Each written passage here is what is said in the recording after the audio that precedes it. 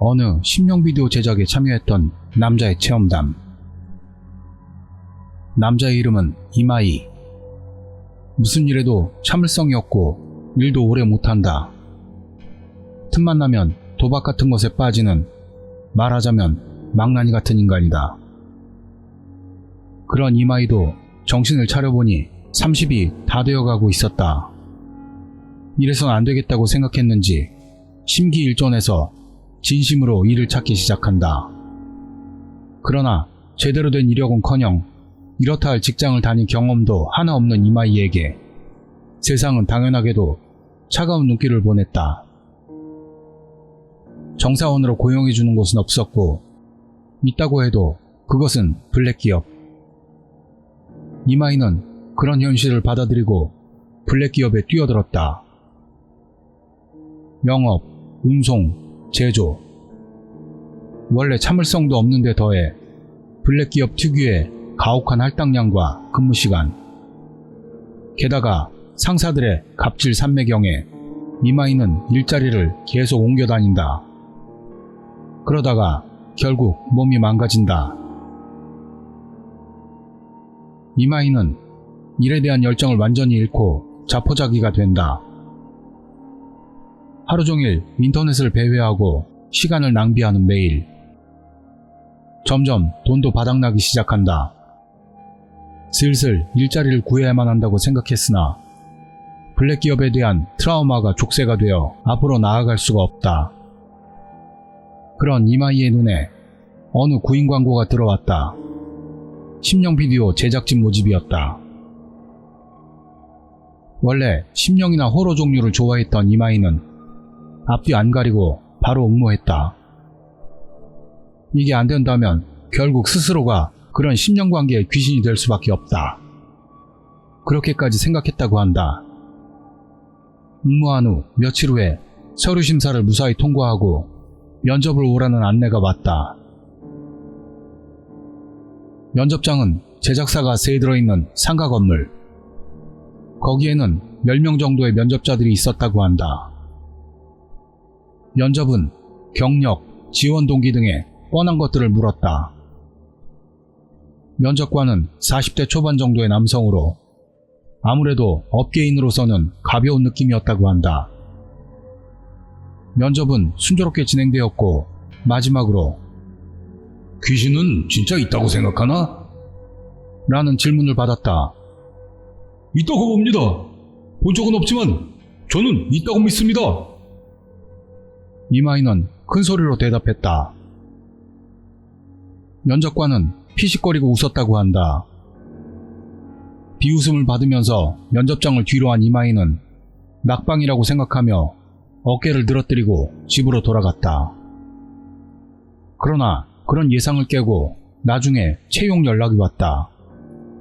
이 업계에 대한 경험이 전혀 없기도 해서 인턴 기간 중에는 모집 요강에 나오는 월급보다 낮은 금액으로 채용한다 는 조건이 붙어 있었지만 직장보험 가입 등도 확실히 있었다고 한다. 이마이는 그런 것들보다도 자기가 채용되었다는 기쁨이 컸다고 말한다. 출근 첫날 이마이는 그 면접관과 재회한다. 면접관의 이름은 무라타. 감독으로 어느 심령 비디오 시리즈에 관여하고 있었다. 무라타는 소탈하니 이마이뿐만 아니라 직원들을 잘 돌보는 남자였다. 이마이가 배속된 제작부는 8명 규모로 사람이 너무 적은 것에 놀랐다고 한다. 무라타가 말하길 "심령 관련 작품에 종사하면 다들 금방 그만둬." 하고 웃으며 말했다. 그 말대로 제작진의 반은 거의 동기라도 해도 될 만큼 경험이 일천한 사람이 많았고 이마이도 그런 면에서는 미경험자라서 주눅들 일은 없었다고 한다. 이마이에게 주어진 첫 번째 일은 투고된 영상 체크. 계속해서 모니터와 싸우는 일이었다. 투고된 영상에는 "땡땡이 찍혀 있습니다" 라는 투고자로부터의 설명이 들어있지만 그 대부분이 착각에 의한 것이었다. 이마이도 그런 종류의 영상은 실컷 봐왔기 때문에 어느 정도 구분하는 데는 자신이 있었다. 물론 교묘하게 조작된 것은 판별이 불가능해 무라타에게 확인을 받은 후에 이건 프로가 한 짓이네 하며 구분할 수 있는 포인트를 알려주어서 공부가 되었다고 한다. 이마이도 미경험자인 반면에 비교적 구분을 잘해 제작진 사이에서는 평판이 좋았다고 한다. 이마이가 말하길 투고 영상이 100개가 있다고 한다면 그 중에서 진짜는 한두 개에 불과하다고 한다. 입사 2개월이 지나자 이마이도 드디어 현장 데뷔를 하게 되었다. 장소는 티현의 어느 캠핑장으로 인접한 강에서 귀신이 찍혀 타는 투고 영상을 작품화하는 내용이었다. 이마이를 포함해 4명이 현재 가게 되었다. 이마이가 할 일은 오로지 기자재 운반이었지만 첫 현장에 가슴이 설렌다. 현재 도착하니 투고자라는 커플 둘이 기다리고 있었다. 무라타와 간단하게 회의를 하고 곧바로 카메라를 돌린다. 인터뷰 형식으로 진행되고 언제, 무엇을 하고 있을 때, 어떤 상황에서 뭔가를 찍었다를 상세하게 듣는다. 촬영은 3시간 정도 걸려서 종료. 이마이가 기자재를 정리하고 있자니 무라타가 싱글대며 다가왔다. 수고하셨습니다. 이마이, 첫 현장 어땠냐? 아니, 의외로 싱겁게 끝났다고 생각했습니다. 이것저것 좀 더 조사라든가 촬영이라든가 할 줄 알았거든요. 이거 가짜야, 페이크. 예? 무라타는 당황하는 이마이의 표정을 즐기는 건지 계속해서 말을 잇는다. 전부가 다 진짜일 리는 없잖아. 그런 진짜만 찍는다면 시리즈를 못 이어나간다고. 아, 그렇군요. 판멸나냐? 아니요, 그런 것 같았으니까요. 단지 이 투고는 취재를 할 정도였으니까 진짜일지도 모르겠다고 생각하고 있었어요. 이마이, 잘 알잖아. 이 영상은 말이지 만들어진 영상이야.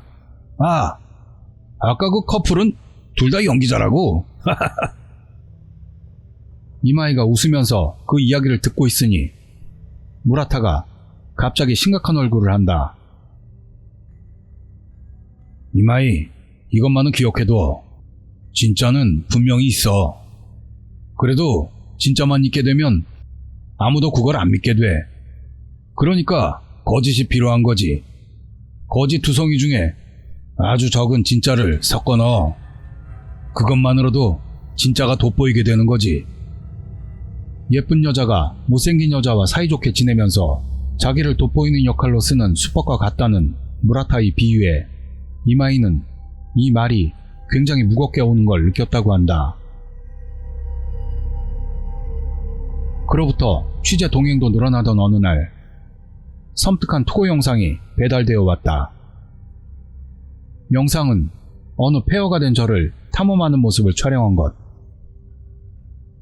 촬영자를 포함한 젊은 남녀 4명 정도가 움직이고 있었고 금방이라도 무너져 내릴 것 같은 절 안을 돌아다니고 있다.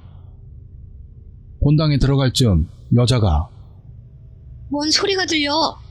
라고 말을 꺼냈다. 배달되어 온 영상들에는 이런 뭔가가 보인다, 뭔가가 들린다라는 대사 같은 말이 꽤나 많다는데 이마이도 그런 종류로 생각했는데 아무래도 뭔가가 모습이 달랐다.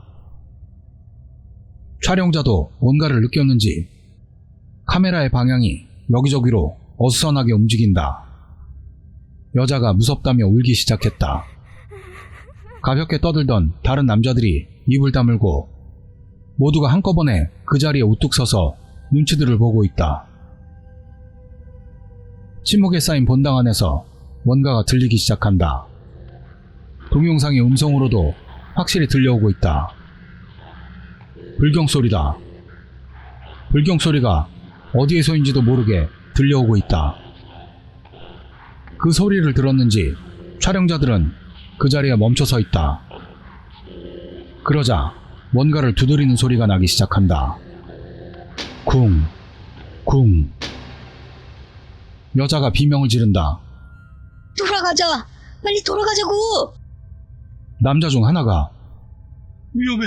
위험해! 라고 당황하고 있던 때였다. 본당 안쪽에서 주지? 아니면 그냥 스님? 그런 모습의 사람이 홀로 서 있다. 삿갓을 쓰고 있었기 때문에 표정을 볼 수는 없다. 갑자기 나타난 스님을 앞에 두고 일제히 도망치기 시작하는 촬영자들. 그동안에도 불경 소리는 계속 이어진다. 좋았어. 오랜만에 제대로네. 다음 조사는 우리가 할까? 영상을 모두 본 무라타가 중얼댄다. 그리고 곧바로 여성 스태프에게 선생님 일정 좀 확인해줘 하는 지시를 내렸다. 며칠 후 투고자에게 이야기를 듣는 평소대로의 인터뷰부터 시작했다. 촬영 장소는 M현의 산속에 있는 폐허가 된 절로 유명한 심령 스팟. 그날 4명이 담력시험을 가게 되었는데 심령 비디오를 찍어보고 싶어 캠코더를 지참했다고 한다. 사건의 전말은 아까 얘기했던 대로였다. 이런 거 찍으면 저주받나요? 영능력자 선생께서 계시니까 상담해 보시겠어요? 캠코더를 들고 있었다는 남자의 질문에 무라타는 냉담하게 대답한다. 그날은 자칭 영능력자라는 분이 동행하고 있었다. 다른 현장에서도 다른 영능력자가 동행한 적은 있었지만 배우를 쓰기도 했다고 해서 진짜 영능력자는 아닐 거라고 생각했다고 한다. 그러나 이번에 선생이라는 분은 분위기부터 달랐다. 무라타가 말하는 진짜였다고 한다. 영능력자가 말하기를 나쁜 기운이 4명에게 들러붙어 있어 그대로 놔둔다면 좋지 않으니 집안에 부적을 붙여두도록 사람 수만큼 부적을 꺼냈다. 투고자들과 헤어지고 현장을 향한다. 현장까지는 차로 1시간 정도 걸려서 도착했는데 낮 시간 동안 한번 답사를 했으면 좋겠다고 영능력자는 말했다. 그는 다캄이라는 이름으로 50대 정도의 남성. 무서운 얼굴을 한 언뜻 보면 야쿠자 같은 풍모. 선생님은 얼굴이 무서우니까 귀신도 가까이 못하겠네요. 라며 무라타가 농담을 던지자 다카미는 벌레 씹은 얼굴이 된다. 산길을 나아가다 중간에서 길이 갈리고 좁은 길로 들어선 안쪽에 현장인 폐절이 있다. 아무도 지나다니지 않았는지 길이 거칠었다. 초목도 무성해서 마치 사람의 출입을 거부하는 것 같은. 차에서 내리니 긴 계단이 있었고 그것을 올라간 앞에 폐허가 된 절이 모습을 드러냈다. 폐절이 된 지 얼마나 세월이 지났는지는 알 수 없었지만 꽤나 낡아 있어 금방이라도 무너질 것 같은 그런 느낌까지 받았다고 한다. 다카미 선생은 폐절을 보자마자 여기는 위험하다고 말을 꺼내더니 무라타에게 촬영은 그만둬야 한다고 진지하게 말한다. 무라타는 선생께서 그렇게 말씀하시면 이건 진짜라는 거잖아요. 오랜만에 건진 걸 놓칠 수는 없어요. 라고 반론했다.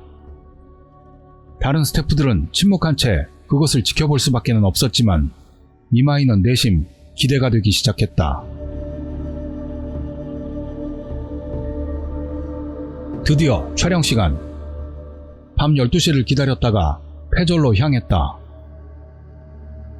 다카미 선생은 목숨을 보장하지 못한다며 홀로 돌아가고 말았다. 그런 상황에서 무라타는 영능력자가 포기한 건이라며 오히려 의기양양하게 카메라를 돌리기 시작한다. 이런 상황을 직면하면 무라타는 오히려 더 리얼리티에 집착하는 것처럼 대본보다 애드립을 중시하게 된다고 한다. 그렇다고 하더라도 폐절이 빚어내는 분위기로 인해 대본의 대사 따위는 머리에서 싸그리 날아가 버린 이마이. 한마디도 꺼내지 못한 채 패절 바로 앞까지 다다른다. 무라타가 선두를 끊고 패절로 들어선다. 들어서자마자 펼쳐지는 본당. 손전등으로 주변을 비추어 보지만 특별히 이렇다 할 것들은 없다. 잠시 그러고 있는데 여자 스태프인 스도가 들고 있던 손전등이 깜빡이기 시작한다. 이마이도 평생 느껴본 적 없는 분위기를 느끼고 있었다. 카메라맨이 영상에 노이즈가 껴요! 라고 말한 순간이었다. 어디선지 모르게 불경이 들려온다. 투고 영상과 같은 상황으로 그 자리에 있던 모두가 말 한마디 꺼내질 못한다. 무라타가 우와! 하고 놀란 모습을 보이자 일동 가위라도 풀린 것처럼 일제히 움찔한다. 선생이 준 염주가 끊어졌어! 라고 말한 순간 스도가 비명을 질렀다. 시선 앞에 스님이 나타난 것이다.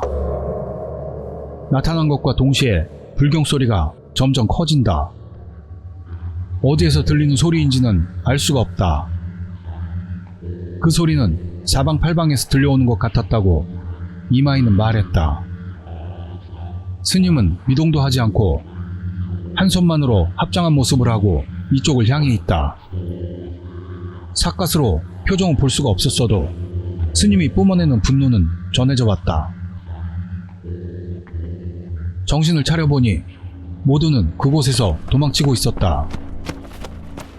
쏜살같이 패절을 뛰쳐나와 구르듯 계단을 뛰어내려 차 있는 곳까지 다다른다.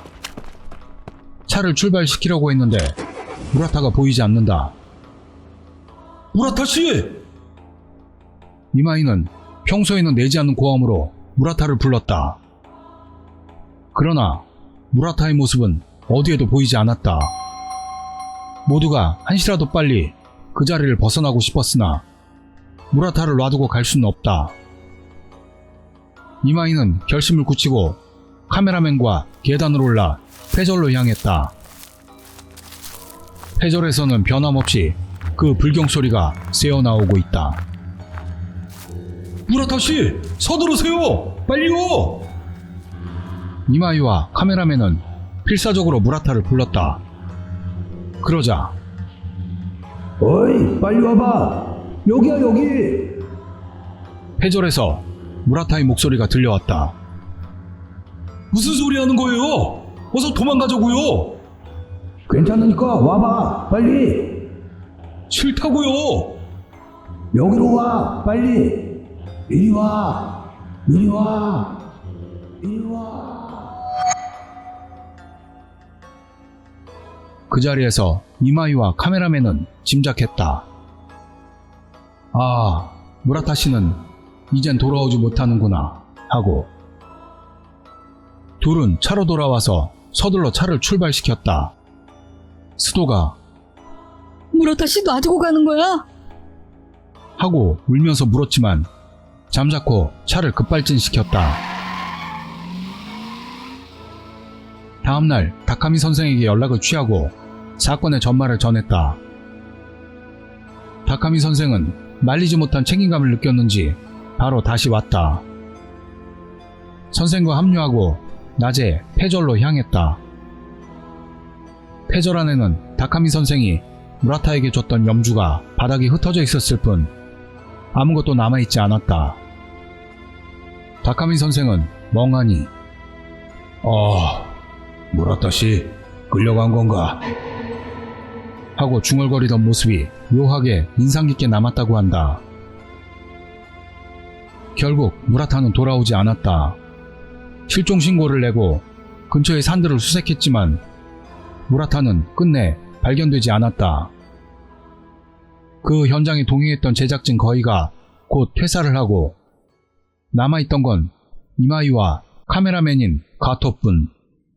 그리고 생사를 알 수는 없지만 무라타의 유작이라고도 할 수 있는 패절에서의 영상은 회사의 판단으로 창고로 처박히게 되었다.